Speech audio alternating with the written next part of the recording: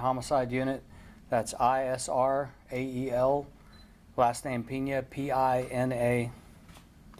Today we're here to discuss homicide number 48 of 2023. This is documented under APD case number 23-273-1141. This incident occurred at approximately 6 p.m. on Saturday, September 30th, 2023. It came out as a crash hotshot in the 8600 block of North I-35 Service Road southbound.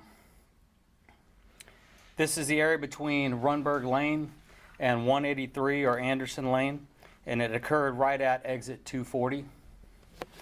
The victim in this case is 46-year-old Teresa Gandy Ferguson.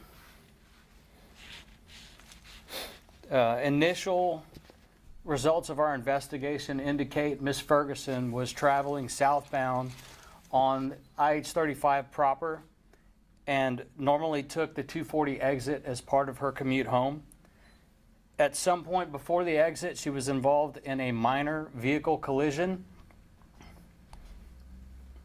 As a result of that collision, she had pulled over and was on the phone with a friend of hers, reported the collision to her friend. She'd pulled over to apparently exchange information with the other driver, and at some point the phone line went dead and the call was terminated. Shortly after, Austin 911 had received an automated phone call from Apple indicating a collision had occurred with her vehicle, and officers responded. Upon arrival, officers found Teresa unresponsive and suffering from what appears to be a gunshot wound. We know through our investigation that multiple witnesses were either behind the vehicle, on the proper, or on the service road, and a few of those witnesses have come forward with information. What we're asking today is anyone with any kind of information, whether it be just visual information or dash cam video of the area as you are traveling through, or if you happen to be behind these vehicles when this incident occurred and saw anything at all, any descriptors at all, we're requesting that information be transferred to us as soon as possible. You can call the APD tip line at 512-974-TIPS, or you can call Capital Area Crime Stoppers at 512-472-8477. There's also a website, austincrimestoppers.org. You can remain anonymous on those tip lines, and we're offering up to $1,000 through Capital Area Crime Stoppers for any information leading to an arrest in this case. I can't stress to you the importance of trying to find out who the suspect is in this case and getting them arrested. This is somebody that's a dangerous individual. It doesn't appear that there was any kind of altercation or anything other than the collision that would have spurred this incident.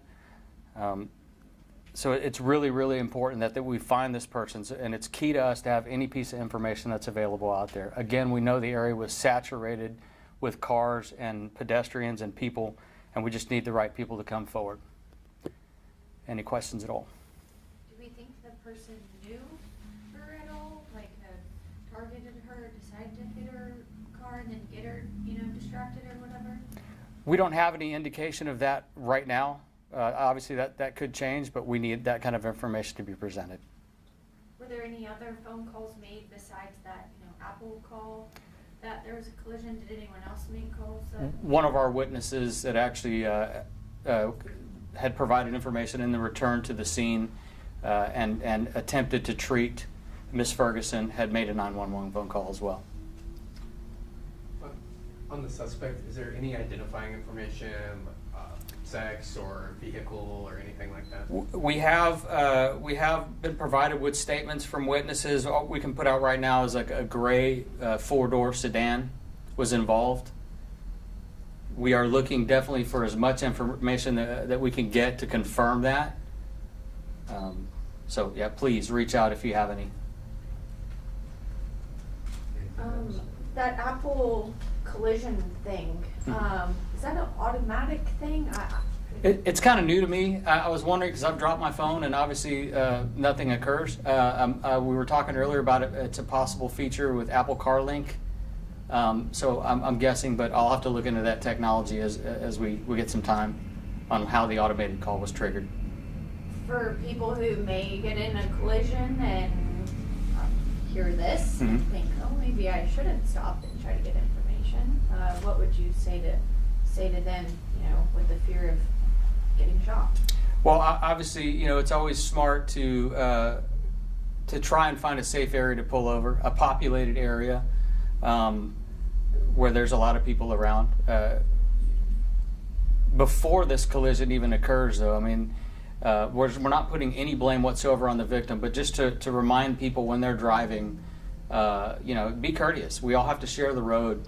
Try not to honk unnecessarily unless you're about to be impacted or something. If someone's trying to get over, please let them in. Our unit, I worked, this is my second road rage homicide of this year that I've personally worked. I know over an aggravated assault, they have a few cases that come in, I think even weekly, with road rage incidents. So I think we all just need to be a little more courteous as we're driving. What was she driving? She was driving a black Ford Mustang.